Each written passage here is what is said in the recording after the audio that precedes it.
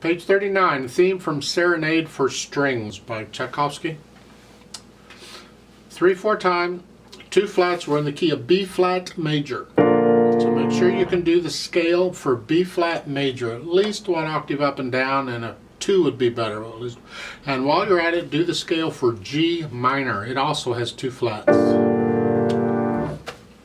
At the top of the page, they talk a little bit about double grace notes. Well, there's the same as a grace note, except you got 2 notes instead of 1.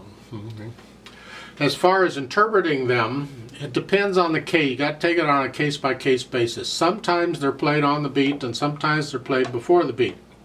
In this piece, they're played before the beat. They connect the 2 notes. Now, I'll get to that when I get to talk about the articulation in this piece. Let's talk about this first. Notes, fingerings, and all that. You're starting out here in the right hand, and you'll notice there's only 2 beats in the first measure. We're coming on beat 2. The last measure at the bottom has 1 beat in it. That's where the 1 beat is. So it's 2, 2, 3, 1, thumb. It's like playing a scale, sort of. 1, 2. Thumb comes down, and that's tied. So the next line, it's the B flats on beat 2, and if they want a thumb, they're on C. I'll put in these grace notes later. Just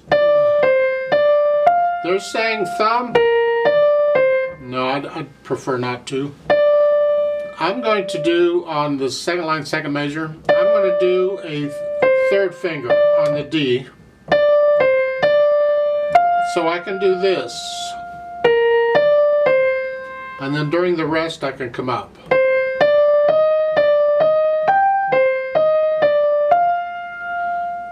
Rest, E natural. This is the 3rd line down, last measure, or last 2 measures. And then going out to thumb, you can use 4 or 5 on the B flat at the last line. It's up to you. And they're saying 2-1. You have a choice. You don't have to do. I mean, you're up here with an octave. You can reach down and play it with. It's an octave. You can play it with thumb if you want, and go 3, but use thumb on the C in the next measure. So if you do that, it's your choice. It's just. I mean, you're gonna lift up for the phrase anyway. It's just I like to finger it legato at first if I can. Here. Left hand has the broken chords. You're starting out here with a B, and then here E flat. You can come up here because you're only playing black keys. It's okay. 2nd line, and then come up. They're saying 5th finger. Well, that makes you come up to here. I would prefer not to. I think I would prefer to use 3rd finger. It's closer. Because I can do 3. That's fine. I see nothing wrong with that. And then you got 2 beats rest to come up here. 3rd line down. It is a B flat and an E flat. And then an F, A, E flat. Remember 2 ledger lines above that bass clef is an E, so it's an E flat. And then down. 4th line down, C sharp and a G A. I'm using little finger on all these bottom notes, and you can if you want. 5 is fine. It's a C sharp E. This is the last line, 2nd measure, and then reach down F. And then here, you can do a 4-2 if your hands are too big to fit. Otherwise, it's a 3-1. And then here, and they're saying a 1. That's fine. You can do that if you want. The pedal will help you out here. It's kind of awkward. See, this is not piano music. It's for strings. It's another arrangement. One of the things I don't care for the Schaum books. They don't put in a lot of piano music. They're arrangements of other things. There's so much piano music available, why not just use piano music? Put the hands together. Enough of my rant here.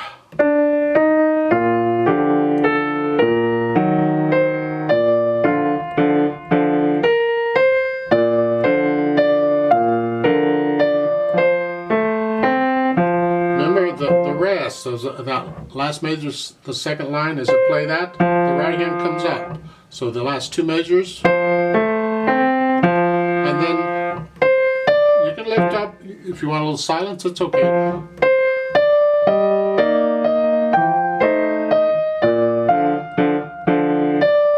Remember the rest in the left hand.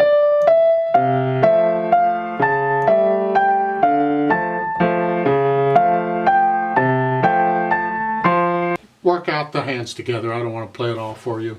And then once you have that, go back and get rid of the hesitations. You can go really slow, but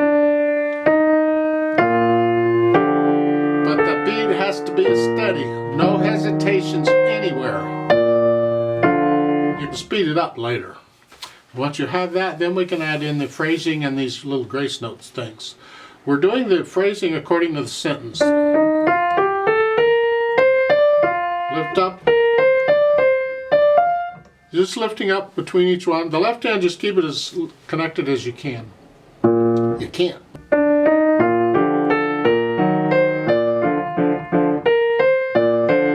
And then this second line, second measure. So they're like 16th notes. 1 E and a 2. Actually, they're not exactly like 16th notes. You're playing a little quicker than that. They lead into the next note. They lead into the here. They go into it. And you need to feel that.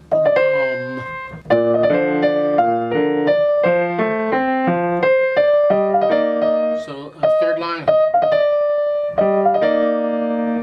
Just the important thing here is make these ornaments, whatever the ornament is, make it, connect it to what follows and make it sound like it leads into it. So it kind of falls in.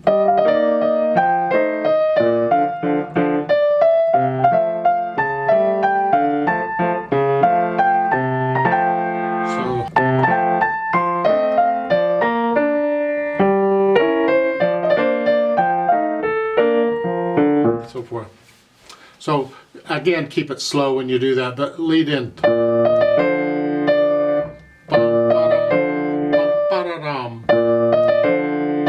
So true 16th notes would be a 1 E and a 2. That's too slow. 1. It's got to be quicker than that. And then again, it's an ornament. You can always just leave it out, but okay. Once you have all that, then we can go back and add the dynamics. That goes to the right hand. It's the melody soft. Whatever you think soft is, you keep the left hand in the background. Then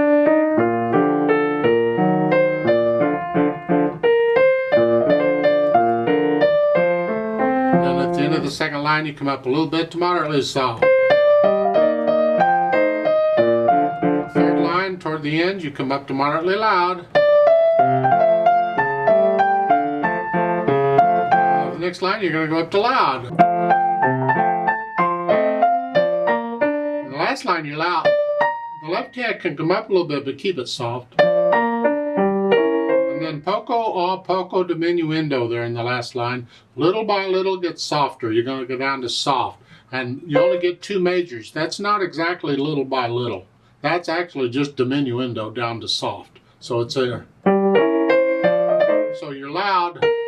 Come down to moderately loud, moderately soft, soft. You plan it out. So it's a loud.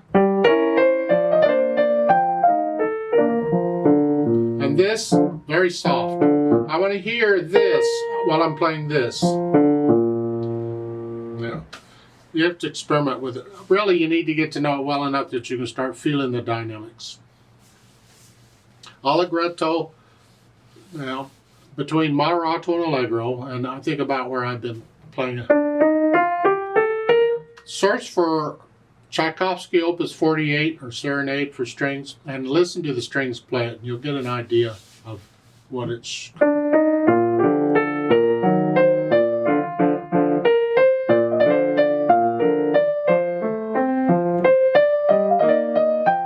So forth. Then they've added pedal, which is kind of nice because this is for strings and we do want the overtones and all. And the piano, it's too dry and choppy.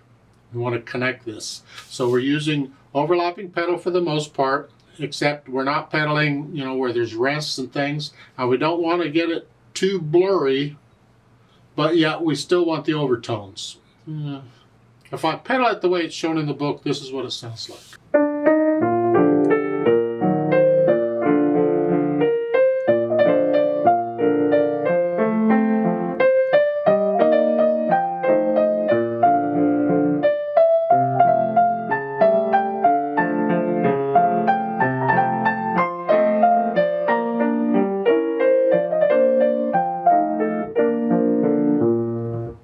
If that sounds okay to you, go for it.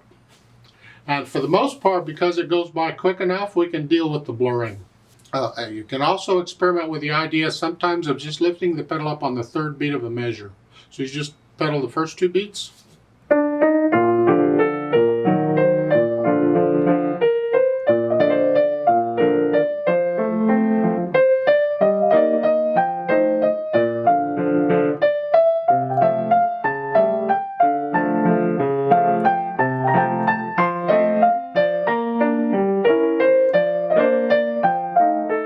Sometimes when you got notes going all over everywhere, I prefer not to pedal at all because it's go.